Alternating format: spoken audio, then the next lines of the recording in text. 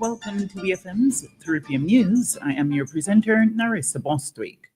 On the local scene, approximately 40 farmers, along with representatives of the Caribbean Agricultural Research and Development Institute, CARDI, and extension officers, gathered on Daphne Cato's farm located at Montreal in Agricultural Region 2 earlier this week to build their capacity in the recommended spacing and prescribed proportion of fertilizer to be applied to two different varieties of dasheen.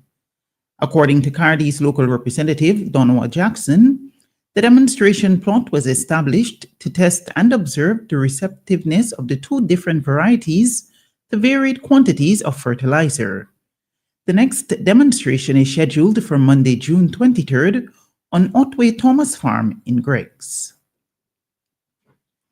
A men's empowerment business symposium entitled Power in Connection, Collaborating and Networking for Men's Business Growth is scheduled to take place tomorrow, June 19th at the Kingstown Baptist Church beginning at 9 a.m.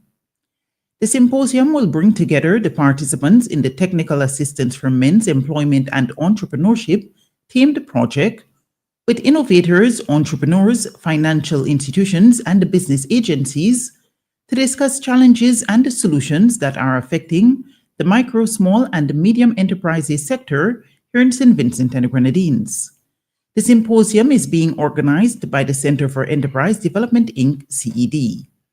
The opening ceremony will be addressed by Minister of Finance, Economic Planning, and Information Technology, Honorable Camilo Gonzalez, Minister of Housing, Youth, and Sports, Honorable Orlando Brewster, and the CED General Manager, Mistress Ronette Lewis.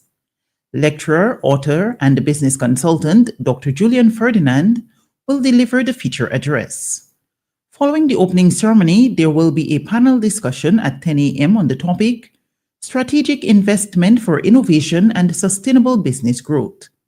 The panelists are Stuart Haynes, Executive Director of the National Insurance Services, NIS, Mr. Anthony Regisford, Executive Director of the SVG Chamber of Industry and Commerce, Mr. Paul Morris, Managing Director of MAFCOM, Mr. Alexis John, Managing Director of Fanfare SVG, Ms. Glendris Holder, owner of Lebel Foot and Nail Clinic, and youth entrepreneur Mr. Dominic Frederick, owner of Seafood Sensation and the Superior Farms SVG. The St. Vincent and the Grenadines Table Tennis Association has selected a national senior table tennis team to represent the country at the prestigious Caribbean Senior Table Tennis Championships 2025. This competition is taking place in Barbados from June 17 to 22nd, with a qualification opportunity to the Pan American Championship 2025. The team departed St. Vincent on Sunday, June 15th, and will be returning on June 23rd. Players were selected through some national selection matches held at the West St. George Secondary School on May 11th and 12th this year.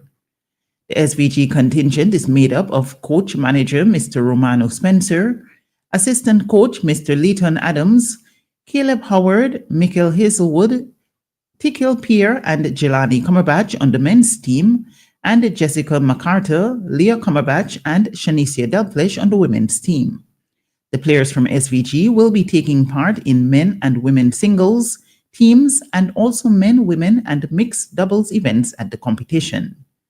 This team is a fairly young team with players as young as 17 and as old as 25, the majority being in their early 20s.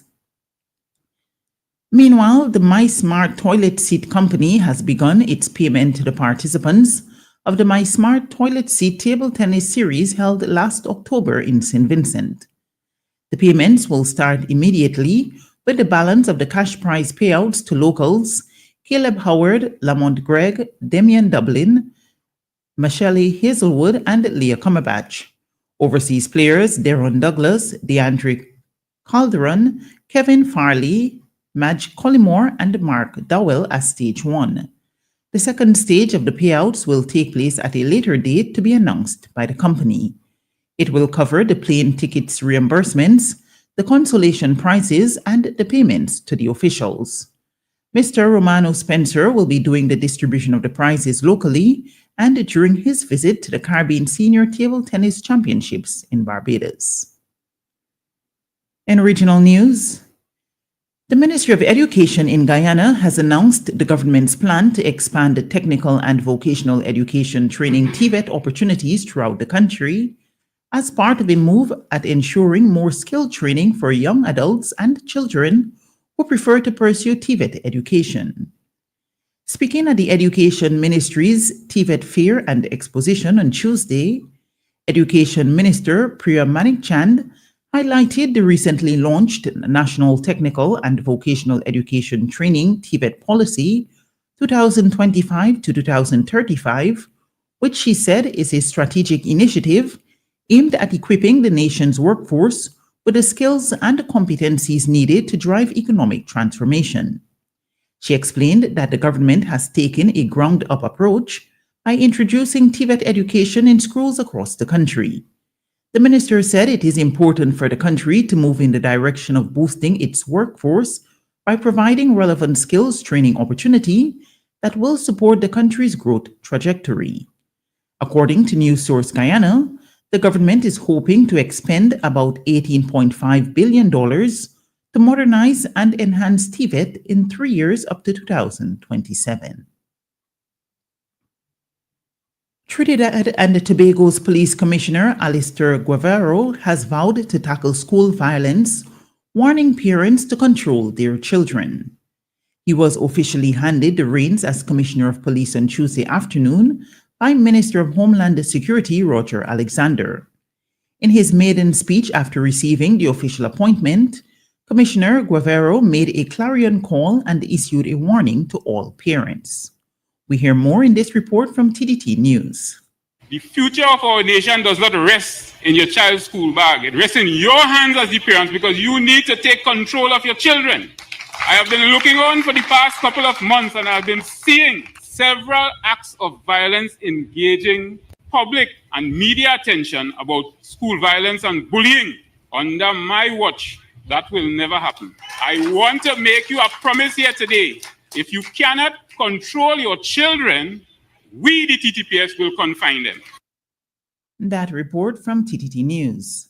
Meanwhile, speaking to police officers, the commissioner urged them to return to being superheroes and role models in society. He said it had always been a dream of his to become police commissioner since his childhood days, pointing out that his prophecy has been fulfilled. And finally in the news at this hour, controversial Kenyan televangelist Gilbert Deya, who claimed he created miraculous pregnancies, has died in a road crash. According to BBC News, police said that Deya died on the spot on Tuesday evening after his vehicle was involved in an accident with a university bus and another vehicle near the town of Kisumu in western Kenya.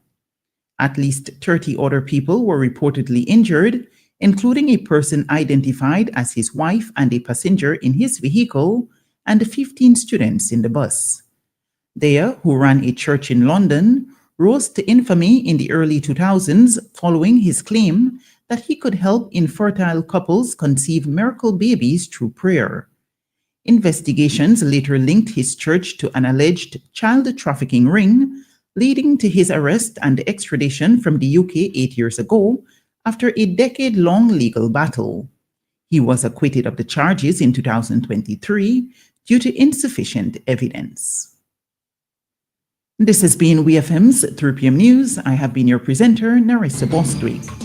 Do join us again at 5:30 p.m. when